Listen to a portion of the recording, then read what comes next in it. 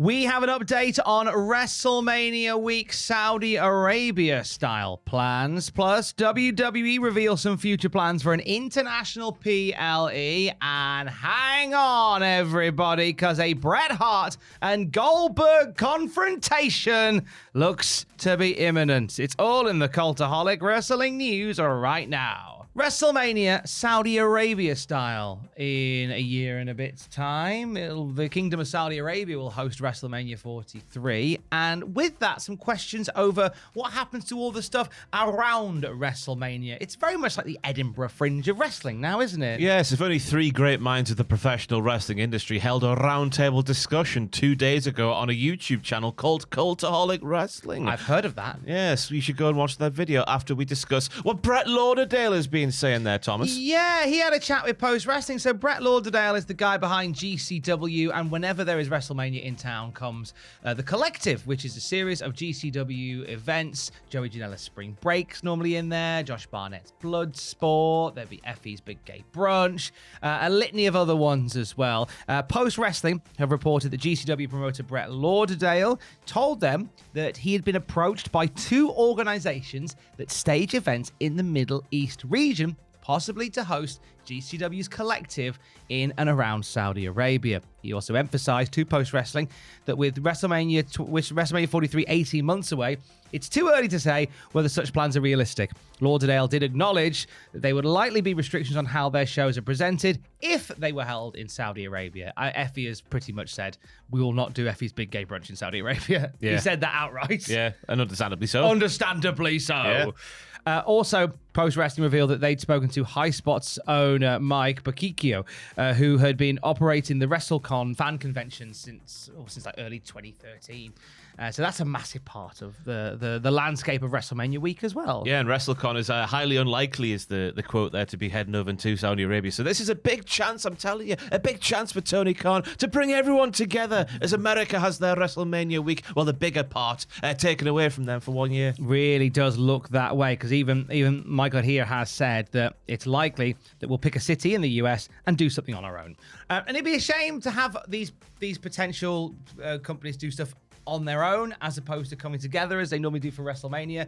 Just find another company to build it around, or maybe come together and just build an Indie Mania away from everything. I know we've said about how AEW could potentially run like a 2-night event around the same time as WrestleMania that everybody could conglomerate around, but I feel like there'll be a groundswell of support for any sort of indie fringe festival type event that happens around WrestleMania, wherever it is in the States. It's an interesting one as well, because we were saying on that roundtable discussion I mentioned earlier that obviously we could have a Triple R, a Triple A, a Triple E, a Triple A event, and also NXT host events in America, while obviously WrestleMania in 2027 goes over to Saudi Arabia. So there could still be a sort of hub for a WrestleMania week, and obviously the pull of a Triple A show and an NXT show is nowhere near as big as a WrestleMania show. So the chance still could be there for the sort of collective to get together, if you want to say that way, and pick a city of their own. Very possibly. It's something that we're going to keep an eye on. WWE's President Nick Khan also yesterday at a business event announced that WWE will be holding its first ever PLE next year in Italy, the home of World Cup Italian 90.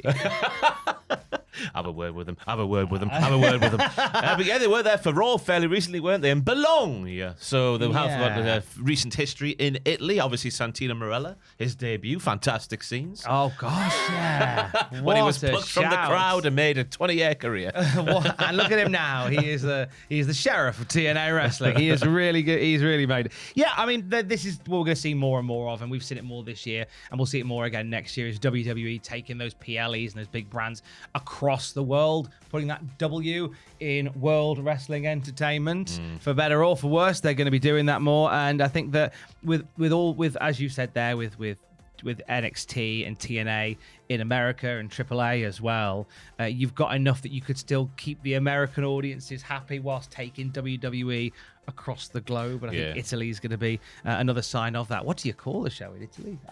I feel like I mean, you could do Clash in Castle, Italy. There's a Clash at the Castle. Clash in Bologna. Clash in Bologna. Yeah.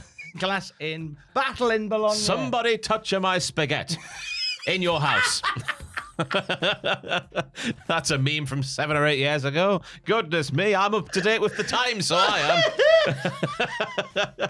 Somebody touch my spaghetti in your house in 2026. Hello to Cultaholic Italia fans. Hello. We love you. We love you very, very much. Big story. Big story, Ross. The potential for this is like quite literally earth-shattering. It could cause tectonic plates to shift.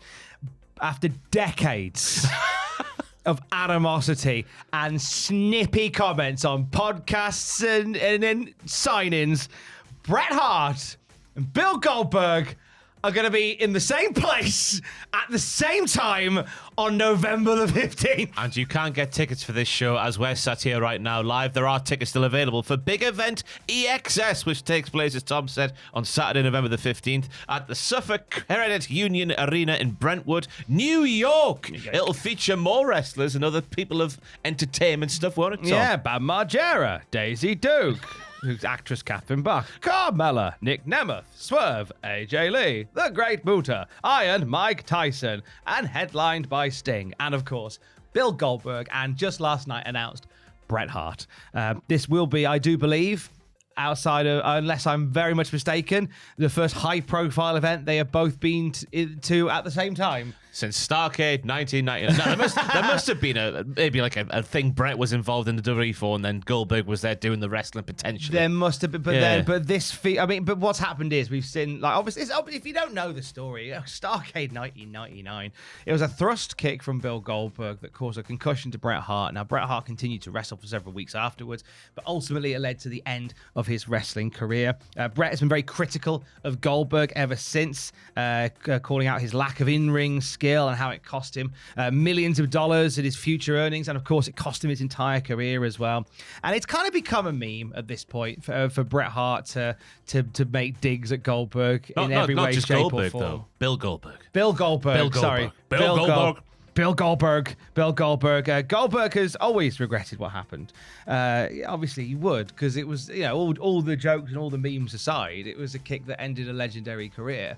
And consequently, of course, he regrets it. He told Jack Gibbs Sports, I kicked Bret Hart in the head on accident 100 years ago, and I've been remorseful ever since. I was young in the business. People make mistakes, and people have to understand that. Bret Hart was on the Broken Skull sessions with Steve Austin a little while back, and he made some pointed comments as well. Yeah, he says Goldberg to me was one of the most unprofessional wrestlers that ever was in the business. I mean, for Bill Goldberg to be in the Hall of Fame, he hurt everyone he worked with. You might as well wrestle against a real gorilla. He was the most dangerous guy to work with. He hurt everyone he worked with. I don't know if you said that already, Bret. I remember Kurt Hennig being in pain all the time from the matches they had. And when I worked with Bill, I always think the last words I said to him before we went out and had that match where he ended my career, I said, Bill, whatever you do out there, don't hurt me.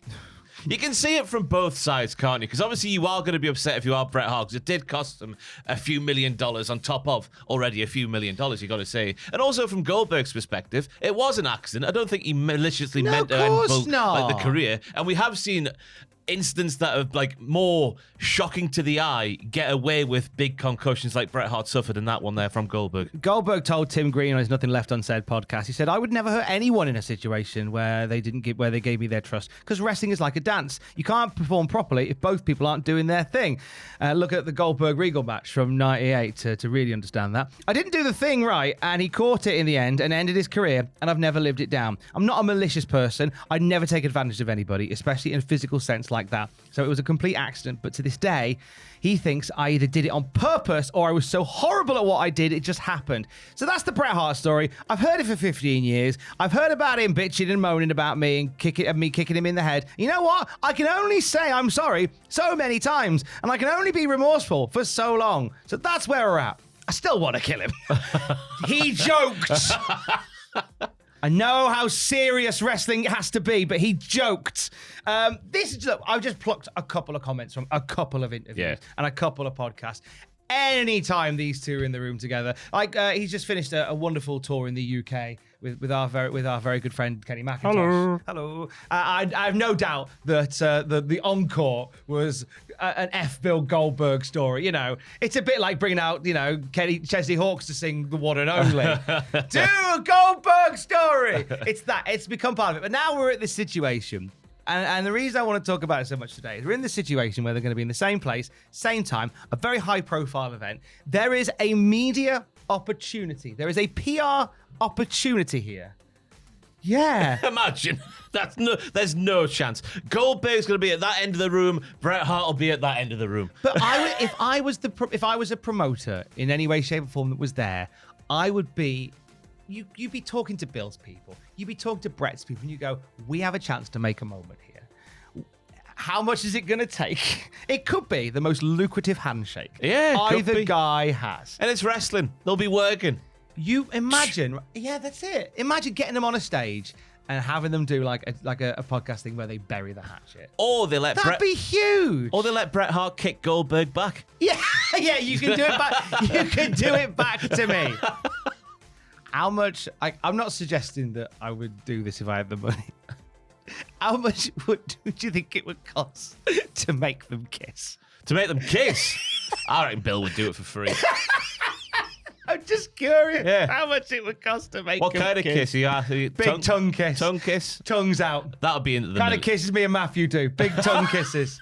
Big tongue kisses. I only get pecks off Matthew. That's a shame. Is that true, Matthew? Yeah, oh, God. Whoa, he is down there. He's always been under the table. You were right all along. Oh, you did, Paul. Big tongue kisses. Now, big tongue kisses. How much would that cost? This took a turn. It did take a turn. Okay. I'll rein it back.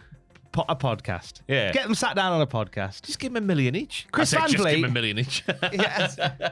Chris Van Vliet or me, sit them down, just go, look, lads, come on. Or me, I'll do it. Will you do it? Yeah, I'll do it. I want you to do it. Piss off Chris Van Vliet. I'll Only fight because I know how encourageable you can be, and I feel like you might try and get one to hit the other. Go on, Bill. Take a kick. Kiss it. Take a kick from Bret Bill. That's it, and then you're even. That's how it'll end. You get a free kick at Goldberg, and then you're even. Yeah. Can all go off into the sunset there. Let us know how you think it should go down. Down there, of course. 9 pitches for WrestlePalooza is on the channel right now. Also, this weekend, it is a massive weekend for WWE and AEW events. Yes, later today we'll have the All Out and the WrestlePalooza predictions in one big lip-smacking video. So it will be with Andrew and Sam. And obviously at the weekend we'll do the normal pay-per-view coverage. Tom will be back with What Happened At coming out of both shows. We'll have live streams. The first one is on Twitch. The second one is on the YouTube. So head over to twitch.tv/Cultaholic for the All Out reactions. And then we'll go over to YouTube for the WrestlePalooza reactions. Then on the Patreon next week, $5 and up tier WTF moments uncensored. All the bells and whistles you saw back in 2016 when I was mildly popular. That's all there. And we have been mildly entertaining for your entertainment. For the very latest wrestling news at any time, you can check out Cultaholic.com. Stay safe. Down the YouTube. It's a very restrictive platform. Thank you for your support on Patreon.